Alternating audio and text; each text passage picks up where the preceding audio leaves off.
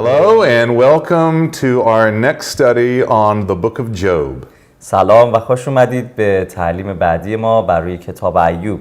We are so glad you've joined us for this wonderful study. خیلی خوشحال هستیم که در این تعلیم فوق‌العاده نیز همراه ما هستید. You know, when I was preparing this study about 4 or 5 years ago, وقتی 4 تا 5 سال پیش داشتم این تعلیم رو آماده می‌کردم، one of my best friends in college was dying of cancer. یکی از بهترین دوستان من از زمان کالجم، از زمان در واقع دانشگاه به خاطر سرطان فوت کرد. Of all the people I've known in ministry, he is one of the kindest, one of the gentlest spirits, one of the people that I've known in my life who had a deep passion and love for Christ. یکی از با محبت ترین، مهربان ترین اشخاصی بود که در زندگی میشناختم، مخصوصا در کار خدمت. About that same time that I found out that he was dying of cancer, I read on the internet of a terrible situation in southern United States. همزمان با فوت دوستم در اینترنت خبر خیلی بدی رو شنیدم در ارتباط با یک فاجعه که در ایالات متحده اتفاق افتاده. The news had reported that they found the body of a young girl who was killed in the south. اخبار اینطور نوشته بودن که جسد دختر جوانی رو پیدا کردن که در جنوب ایالات متحده به قتل رسیده بود. It was a difficult situation because the child's mother had sold the daughter to a man so that he could rape her and she took the money. شرایط خیلی بد و فاجعه باری بود، چرا که مادر این بچه دخترش رو به مردی در ازای پول فروخته بود که این مرد به اون دختر تجاوز کنه و پول اون رو به مادر پرداخت. So after the man raped the small girl, he then killed her and buried the body. بعد از اینکه این مرد به این دختر تجاوز میکنه، او رو میکشه، به قتل میرسونه و جسدش رو خاک میکنه. And so I'm trying to process these two events. My friend who is godly and is suffering and dying of cancer, and how this man who is a terrible person, how could this man live and my friend die? در این زمان که این دو اخبار رو شنیده بودم توی ذهن خودم مشغول بررسی این موضوع بودم که چطور دوست من که مردی خدا ترس بود فوت میکنه و از بین ما میره، اما این مرد با این رفتار فاجعه بارش همچنان به زندگی ادامه میده. It's not fair. عدالت نیست، این عدل نیست. If God is a loving God and God is a powerful God, then how can he let bad things of suffering happen in this world? اگر خدای با محبتی هست و خدای قوی هست، چطور اجازه میده که این اتفاقات فاجعه بار در دنیا اتفاق بیفته؟ And where is God when we suffer? و زمانی که ما رنج میکشیم خدا کجاست؟ And why do righteous people suffer?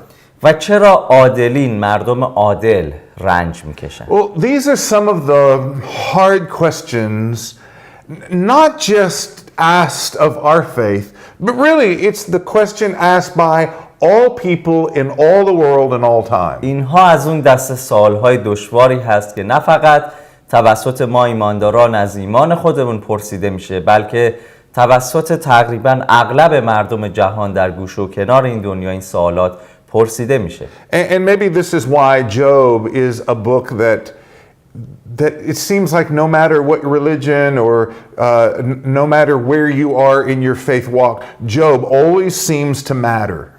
شاید به این دلیل هست که کتاب ایوب بی توجه به اینکه شما در چه مذهبی هستید و در ایمان خودتون در کجا هستید، این کتاب همیشه میتونه کتاب مفیدی باشه. So the study this time in the book of Job is to help prepare you to manage the difficulties of suffering in this world. تعلیمی که این بار با هم خواهیم داشت بر روی کتاب ایوب، هدف اون این هست که شما رو آماده بکنه که چطور میتونید در شرایط رنج و بحران سختی ها رو مدیریت کنید. So before we look at the text, I want to introduce the book of Job to you. قبل از این که به متن کتاب ایوب نگاه کنیم، میخوام این کتاب رو به شما معرفی کنم. And here's some facts about Job that you may not be aware. حقایقی در رابطه با کتاب ایوب وجود داره که احتمال داره شما در جریان نباشید. For example, به عنوان مثال Job contains the longest place in the Bible where God speaks. کتاب ایوب بلندترین جا رو در کتاب مقدس داره زمانی که خدا صحبت میکنه. بیشترین صحبت خدا در کتاب مقدس و طولانی ترینش در کتاب ایوب هست. And that's Job 38 through 41. از ایوب 38 تا 41. It's also the place in the Bible where Satan speaks the longest. همچنین در کل کتاب مقدس طولانی ترین سخنان شیطان هم در کتاب ایوب ثبت شده. And so as a result of this, we get a rare picture, an unusual picture of conversations that happen in the heavenly places. و این تصویری رو به ما میده از نحوه گفتگو و مکالماتی که اتفاق میفته در جایهای آسمانی. Did you know that Job uses more Hebrew words not found anywhere else in the Bible? In other words, Hebrew words that are unique only to the book of Job. همچنین کتاب ایوب از کلمات و لغات عبری استفاده میکنه که منحصر به فرد هستند و این کلمات عبری که ایوب در این کتاب استفاده میکنه در هیچ کجای کتاب مقدس دیگه استفاده نشده. It is also a difficult book to place in a literary category. همینطور از لحاظ ادبیاتی خیلی دشوار هست که این کتاب رو در اون دسته خاص خودش قرار بدیم. For example, به عنوان مثال the book of Judges is clearly a narrative. به عنوان مثال کتاب داوران واضحاً یک روایت هست. Well, Job contains narrative, it has a storyline, but the book itself is not a narrative. در کتاب ایوب هم روایات و داستان‌ها دیده میشه. قسمت‌هایی از این کتاب روند داستانی داره ولی کل کتاب رو در دسته کتب داستانی و یا روایتی نمیشه قرار داد. You have the book of Psalms, which is clearly a poetic book. کتاب مزامیر رو داریم که به صورت خیلی واضح و شفاف یک کتاب شعری هست. Well, Job uses a lot of poetry as it tells the story, but the book itself is not a book of poetry. وقتی که در کتاب ایوب داستان‌ها روایت میشه در اونها متون شعری هم وجود داره ولی خود کتاب به صورت خاص در دسته کتب شعری قرار نمیگیره. So the book of Job in the Bible is called or is part of the wisdom literature. کتاب ایوب در کتاب مقدس قسمتی از دسته کتب حکمتی محسوب میشه. But when you look at the other wisdom literature, like say the book of Proverbs or the book of Song of Solomon, it is unique than even the other books of wisdom. اما حتی در مقایسه با دیگر کتب حکمتی یا متون حکمتی در کتاب مقدس مثل کتاب امثال سلیمان، غزل‌ها، همچنان کتاب ایوب در این زمینه هم منحصر به فرد هست. In other words, it has its own style. It's almost like you could say its own category. به صورت خاص میتونیم بگیم که کتاب ایوب سبک خودش رو داره و یا میتونید بگید که دسته منحصر به فرد خودش رو داره ایوب. Now, if you look at your text, if you look at the top of the page, the English Bible just uses the word Job as the title. و اگر به کتاب مقدس های خودتون نگاه بکنید عنوان و نام این کتاب به سادگی استفاده شده ایوب. I think that's the case for the Farsi Bible as well. همچنین در کتاب مقدس فارسی هم عنوان این کتاب همین هست. So Job, well, we know that Job is a real person in history. خب ایوب، این رو میدونیم که ایوب شخصی حقیقی در تاریخ بوده. But we're not exactly sure when. We don't know when Job is living out this story. اما نمیدونیم دقیقاً چه تاریخ و زمانی در تاریخ ایوب زندگی میکرده. There's good reason to believe, though, that Job is living about the same time as Abraham. دلایل قانع کننده وجود داره که ما رو متقاعد میکنه ایوب در بازه زمانی همزمان با ابراهیم میزیسته. And there's some good reasons to believe this. و دلایل خوبی برای باور این حقیقت وجود داره. For example, Job lived to be over 200 years, and that's about the same lifespan as the people in the days of Abraham. به عنوان مثال گفته میشه که ایوب 200 سال بیش از 200 سال عمر کرده و این بازه زمانی طول عمر مربوط به زمان ابراهیم میشه که مردم حول و حوش 200 سال زندگی میکردن. Yeah, so for example, Abraham's father lived to be 205 years old. به عنوان مثال پدر ابراهیم 205 سال زیست. Also, if you look at and see how Job's wealth was measured, that measurement system was by counting things like cows and sheep and slaves. Well, that system is also used to describe people in the book of Genesis, like Abraham, like Jacob. That's how they also measured wealth in that time. موضوع دیگه این هست که اگر نگاه بکنیم که مقیاس ثروت و دارایی ایوب چی هست، همون مقیاسی هستش که در کتاب پیدایش برای دارایی‌های ابراهیم، یعقوب و دیگر افرادی این چنینی استفاده میشه، مثل شمارش گاوها، بهایم، اسیران، خادمین، کنیزان. اینها مقیاس‌های سنجش ثروت ایوب هم هست. And you can find examples of that in Genesis chapter 12, verse 16, when it measures Abraham's wealth, and Genesis 30:43, when it measures Jacob's wealth. اگر در کتاب پیدایش باب 12 آیه 16 نگاه بکنید، جایی هستش که دارایی و ثروت ابراهیم اندازه گیری میشه. در کتاب پیدایش 30:43. باب 30 آیه 43 اونجا دارایی های یعقوب شمرده و اندازه گیری میشه. There's another reason we believe that this is about the same time. Job acted as the priest for his family. That is instead of the priesthood from Aaron.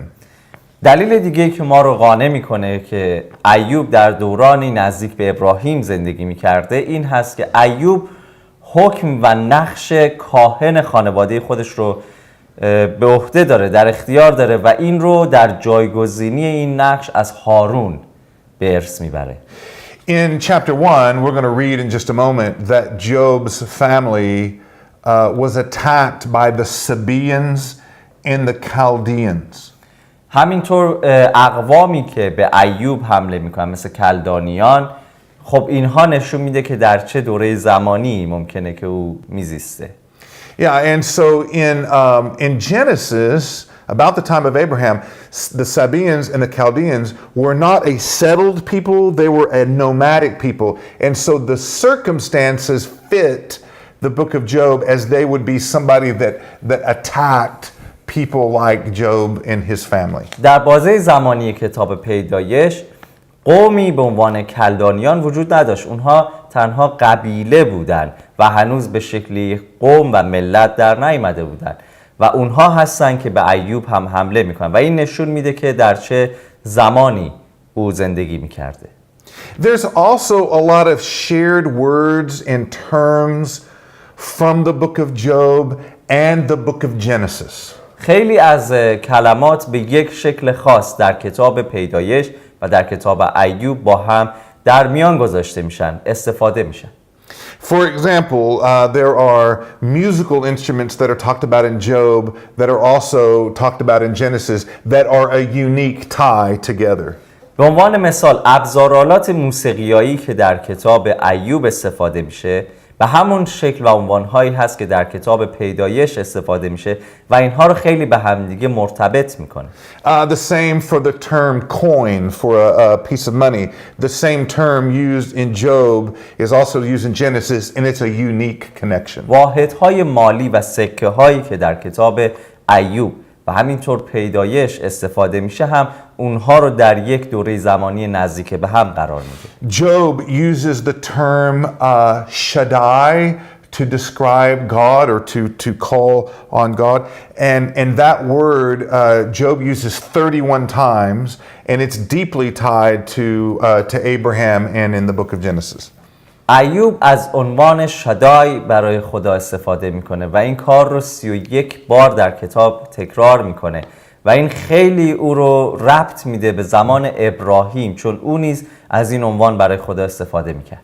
And also the places, the terms that describe the locations of cities and people in the book of Job are also tied to the book of Genesis. مکانها و جاهایی که ازش ذکر میشه، نام برده میشه، جایی که مردم سکونت داشتن، در کتاب ایوب هم خیلی نزدیک به زمان و شکل جاهایی هستش که تمدن و مردم در زمان پیدایش وجود داشتن در کتاب پیدایش. And what is equally important is what is not mentioned in the book of Job. و چیزی که بسیار مهم هست اون چیزی هست که در کتاب ایوب به اون اشاره نشده. For example, there's no mention in the book of Job of the temple. به عنوان مثال در کتاب ایوب هیچ اشاره‌ای به معبد نشده. The law as given by God to Moses is not mentioned in the شریعتی book of که Job. از جانب خداوند به موسی داده میشه در کتاب ایوب به اون اشاره نمیشه. No religious holidays and no priesthood are mentioned. هیچ سیستم کهانت و هیچ تعطیلات شریعتی و مذهبی در کتاب ایوب ذکر نمیشه. So when you look at all of the evidence, it seems to strongly suggest that the setting for the book of Job is about the same time as the setting for Abraham, Isaac, and about that time in the book of Genesis. بنابراین اگر به شواهد در هر دو کتاب، یعنی کتاب پیدایش و کتاب ایوب نگاه بکنید، ما رو قانع میکنه که سیستم و شکلی که وقایع و اشخاص کنار هم قرار میگیرن در کتاب ایوب همزمان و همشکل هست با کتاب پیدایش و اتفاقاتی که در زندگی ابراهیم، اسحاق و اون بازه زمانی رخ میداد. If that's true, then it is a wonderful reminder that God raises up worshipers from all over the world, even if it's outside of the biblical narrative. بنابراین اگر این حقیقت باشه و ما اون رو باور داشته باشیم، اون چی که راجع به صحبت کردیم، این حقیقت رو به ما نشون میده که خدا پرستندگان رو از جاها و اقوام مختلف بلند میکرده، حتی اگر خارج از روایت و داستان خود کتاب مقدس میبود. Yeah, so you've got this story, the Bible, the Old Testament has the storyline of God's working through his people, and yet you have God, now you have a story of somebody that's outside of this system, this storyline, and yet God is working powerfully over here. It's a great reminder that God is always at work in the world. این رو اینطور توضیح میدم صحبتی رو که کردم. وقتی به کتاب مقدس نگاه میکنیم، روند داستان و تاریخ رو میبینیم که خدا از طریق قوم خاص خودش، قومی که انتخاب میکنه، کار خودش رو پیش میبره. اما در همین حقیقت و در همین موضوع در کتاب ایوب خدا رو میبینیم که در کار هست و بیرون از اون قوم که اشخاص دیگری رو استفاده میکنه و این حقیقت رو همیشه به یاد ما میاره که خدا دائما و همیشه در کار هست. So Job is a real person living in a real time of history. بنابراین ایوب یک شخص حقیقی هست و در یک زمان واقعی در تاریخ زندگی میکرده. He also lives in a real place. The Bible calls that place Uz. همینطور در یک جای واقعی، در یک مکان واقعی زندگی میکرده. کتاب مقدس اون مکان رو اوز مینامه. Now, we don't know exactly where Uz is located. دقیقاً نمیدونیم که این شهر و این مکان کجا قرار داشته. But the Bible evidence seems to suggest that it's in the Edom region, Edom, which is in the south and east of the Dead Sea. اما شواهد اینطور نشون میده که این منطقه و این شهر در ناحیه ادوم بوده و در جنوب شرقی دریای مرده. And a good reference from that is Lamentations, chapter 4, verse 21. You can look that up and see the connection. 4:1. Chapter 4, verse 21. لاویان باب 4 آیه 21 یک آدرس آیه خوبی هست که میتونید در این رابطه به اون نگاه کنید. So we have a real person پس ما یک شخص in حقیقی رو a داریم، real time زمان و تاریخ in a واقعی real place. و مکان حقیقی و واقعی. So the next question is, well, then who wrote this book? Who wrote this stuff down? سوال بعدی که میشه پرسیده بشه این هست: چه کسی این کتاب رو و این مطالب رو به نگارش درآورده؟ Well, the answer is we don't know. پاسخ به این سوال به سادگی این هست که ما نمیدونیم. There's no place in the book of Job that says, well, Job was written by this person. هیچ جای خود کتاب ایوب اشاره نشده که به عنوان مثال این کتاب رو این شخص نوشته. There are some options. گزینه هایی وجود داره. It could have been Job. میتونه خود ایوب باشه کسی که نوشته. If you read the last chapter, the last few verses, it says that Job lived another 140 years after these events take place. That's enough time to write down his story. اگر آخرین آیات باب آخر رو نگاه بکنید میگه پس از این اتفاقات ایوب 140 سال دیگر نیز زیست و این زمان کافی برای نگارش این کتاب رو به او میداده. Some people believe that it could have been one of the four friends, Elihu. افرادی هستن که باور دارن چهارمین دوست ایوب الیهو ممکنه که این کتاب رو نوشته. Well, that's a good option. I mean, Elihu was an eyewitness. He saw all the events, heard all the conversations. این هم گزینه خوبیه چون این شخص الیهو شاهد عینی بود و تمام این گفتگوها رو شنیده بود.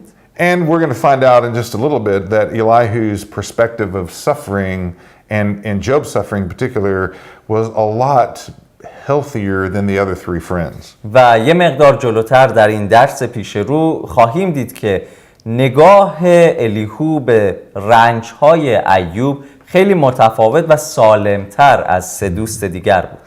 Some people think that perhaps Moses wrote the book of Job. بعضی ها میگن ممکنه موسی کتاب ایوب رو نوشته. Well, that's possible. Uz is located near Midian, and that's where Moses ended up living some of his days. این هم ممکنه چون اوز نزدیک سرزمین مدیان بود، جایی که موسی برای مدت زمان طولانی اونجا زندگی کرد.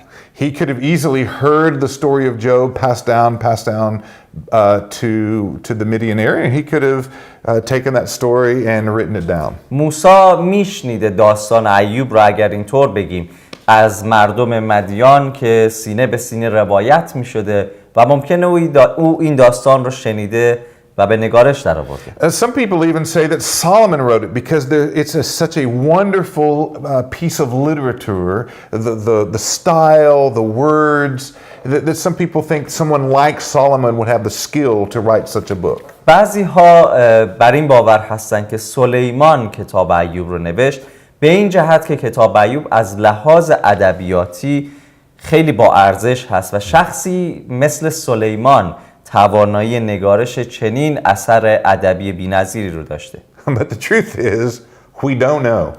اما حقیقت همچنان این هست که ما نمیدانیم. I mentioned to you earlier that there's no easy way to classify this in its literature category. یه مقدار پیشتر به شما عرض کردم که اونقدر راحت نیست کتاب ایوب رو در یکی از دسته های ادبی موجود در کتاب مقدس قرار بدیم. But I want to talk a little bit about the literature, and I want you to see Job like a sandwich. و حالا میخوام یه مقدار بیشتر راجع به ادبیات این کتاب صحبت بکنم و میخوام شما کتاب ایوب رو مثل یک ساندویچ در نظر بگیرید. Okay, so when you have a sandwich, you got to have 2 pieces of bread, right? اگر شما بخواید یک ساندویچ درست کنید حداقل به 2 تکه نان احتیاج دارید. And then you have your meat and your cheese and your vegetables in the middle. بعد گوشت و پنیر و گوجه فرنگی و همه اینا رو وسط میذارید. All right, so in our sandwich, the bread are the narratives, okay? So the narratives are the chapters 1 and 2 of Job, and then the final narrative, chapters 38 to the end of the book. That's the bread, okay? بنابراین در داستان ما در کتاب ایوب این دو تکه نان برای این ساندویچ روایت ها، قسمت های روایتی این داستان هستن که باب 1 و 2 و همینطور از باب 38 تا به انتهای کتاب رو تشکیل دادن. Then your meat, your vegetables, the middle part of your sandwich is chapters 3 to chapter 37. و اون گوشت و سبزیجاتی که بین این ساندویچ شما قرار میدید از باب 3 کتاب ایوب تا باب 37 هست. And the major literary form for the meat of the sandwich is poetry. و اون قسمت خیلی واضح و بزرگ ادبی که این مثل گوشت در این ساندویچ هست قسمت شعری این داستان. All right, so the bread is our story and the meat and the vegetables is our poetry. بنابراین نان در این ساندویچ قسمت‌های داستانی و روایتی هست، گوشت و سبزیجات قسمت‌های شعرگونه.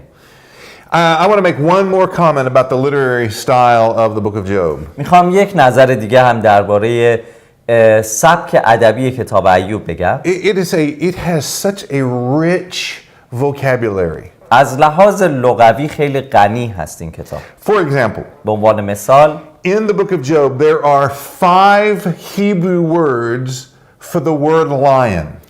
در کتاب ایوب 5 کلمه عبری برای شیر وجود داره، شیر در جنگل. Yeah, for the word trap or to snare, there's 6 different Hebrew words for that one idea of trap. برای گرفتن و اسیر کردن در حقیقت 6 نوع مختلف لغات عبری وجود داره. The same for the word darkness. There's 6 different Hebrew words to describe the word darkness. همینطور 6 لغت مختلف عبری برای توضیح تاریکی وجود داره. And so my point is that the book of Job, from a literature style, from a literature perspective, is rich and complex and really a wonderful piece of literature as you read it. And I want them to appreciate that fact. نکته که سعی دارم به شما بگم این هست که از لحاظ ادبی و از دورنمای ادبیاتی با ارزش هست این کتاب و من میخوام شما این رو به خوبی آگاه باشید که دارای ارزش ادبی بسیار بالایی هست کتاب ایوب در ادبیات عبری. Now before we close this section, I want to make a recommendation. قبل از اینکه این جلسه رو تمام بکنیم میخوام یک پیشنهاد به شما بدم. When you read chapters 1 and 2, here is something that I do as I teach. وقتی که کتاب ایوب باب 1 و 2 رو مطالعه میکنید این کاری هست که من معمولا میکنم زمانی که میخوام تعلیم بدم. I like to assign the reading to people as characters. میخوام که این کتاب رو، این دو باب رو به صورت شخصیت ها مطالعه کنید. So in chapters 1 and 2, here are the characters. مثلا در باب 1 و 2 کتاب ایوب اینها شخصیت های محوری هستند. You have a narrator. راوی رو دارید. You have God and Satan who speak. خدا و شیطان رو دارید که صحبت میکنند. You have Job's servants who have speaking lines. خادمین ایوب رو دارید که اونجا صحبت میکنند. You have Job. خود ایوب. And you have Job's wife. و همینطور همسر ایوب.